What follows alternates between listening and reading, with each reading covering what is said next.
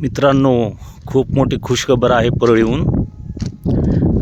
आपण इथं जो पाहत आहात ना, याच्या इथून इकडल्या साईडला परळीचं रेल्वे स्टेशन आहे आणि या साईडला थर्मल पॉवर स्टेशनकडे माल गाडी कोळसा वाहून नेण्यासाठीचा मार्ग आहे. आणि हे पहा, मी आता बऱ्याच दिवसानंतर इथं आलेलो आहे. पूर्वी या ठिकाणी काहीही काम नव्हतं, फक्त असा ढिगारा रचलेला होता आणि स्लीपर्स टाकलेले होते. पण आता आज पाहतोय तर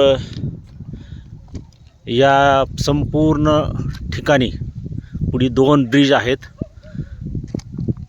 या दोन्ही ब्रिजपर्यंत स्लीपर्स टाकून त्याच्यावर रूळ पण ठेवलेले आहेत, रचलेले आहेत, लावलेले आहेत. खूप मोठी आनंदाची ही बातमी आहे परळी, बीड, अहिल्यानगरसाठी.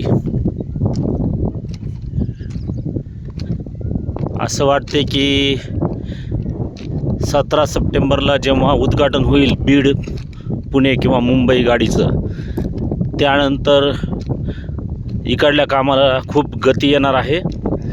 आणि असं वाटतंय की या वर्षाच्या अखेरीपर्यंत किंवा 26 जानेवारीपर्यंत परळी, बीड, अहिल्यानगर ते पुणे किंवा मुंबई रेल्वे चालू होऊ शकते.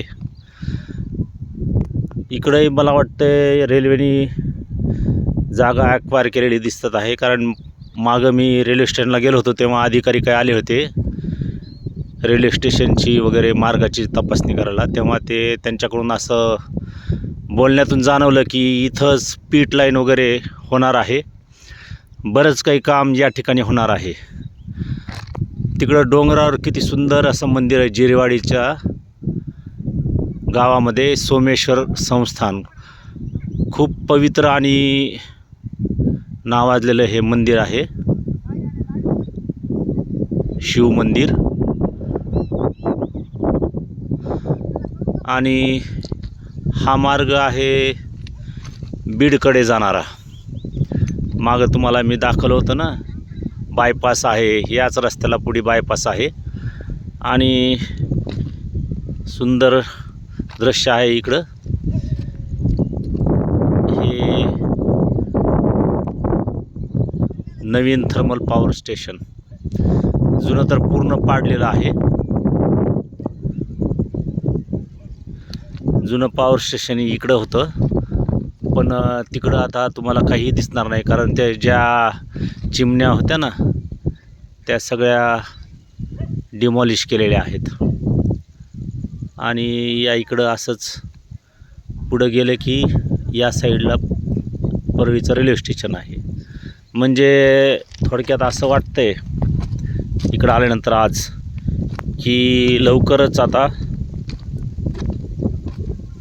गाडी धावायला काही हरकत नाही अशी शक्यता आहे. आणि बघा ना, किती मोठी जागा, बहुतेक रेल्वेचीच असावी ही, ॲक्वायर केलेली आहे. पाऊस पडत आहे त्यामुळं मी आता इथेच थांबतो.